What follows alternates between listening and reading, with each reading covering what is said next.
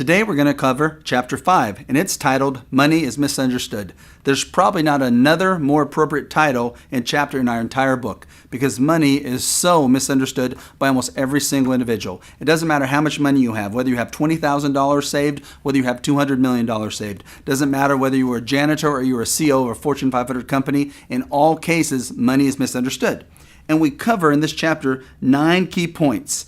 And we think there's 9 key points of misunderstanding money. The first is we feel people do not understand what they can do with their money. And this is going to be discussed at the beginning of this chapter in what we call our 3 buckets. The second point is they do not understand the difference between asset accumulation and income distribution because they haven't been taught the difference. They think they're always and should always be an asset accumulation. They should go for growth. It's okay to go through volatility. They don't have to worry about income. But in reality, there's a huge difference between asset accumulation and income distribution, which is the difference between working and retiring. The third is they do not have nor understand the importance of a written plan. Very few, if any, of the people we meet with, retirees or soon-to-be retirees, have their entire plans in writing, meaning they don't know what they're supposed to do next and they don't know why they did things they did previously.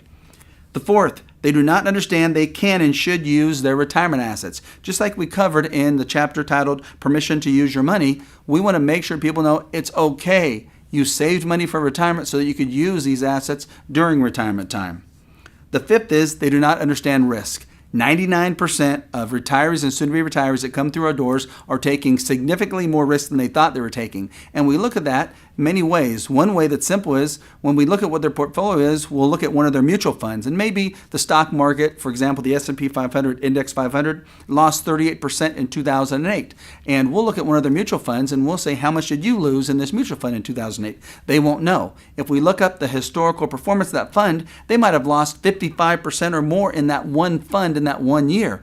They had no idea they were taking that much risk in that one fund. So we have to understand, as retirees and soon-to-be retirees, the risk we're taking with each of our assets.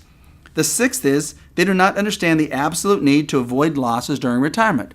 I think most retirees and soon-to-be retirees feel that in their guts and their hearts because as the market's being volatile or as their account's going up and down, they get squeamish, they get afraid, they can't sleep.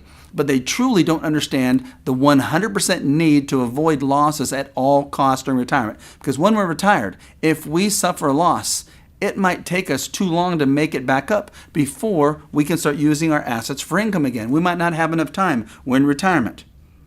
The seventh is they do not understand income taxes. And we have a great chapter, chapter 41 in the book, that explains exactly how income taxes work. For the first time, you'll understand how you're taxed.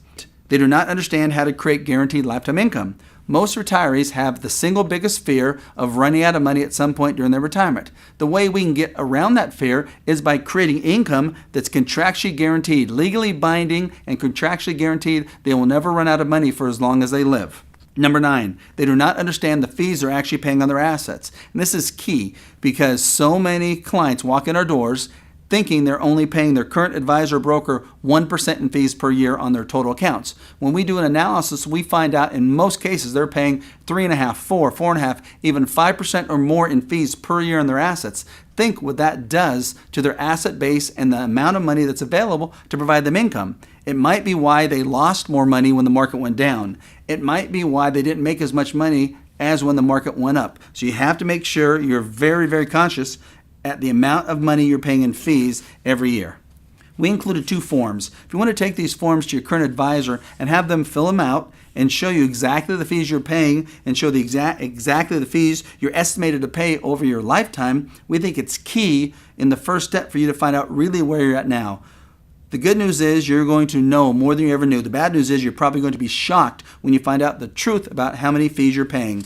But being shocked and doing something about it right now is far better than not knowing and paying these fees for the next 25 years.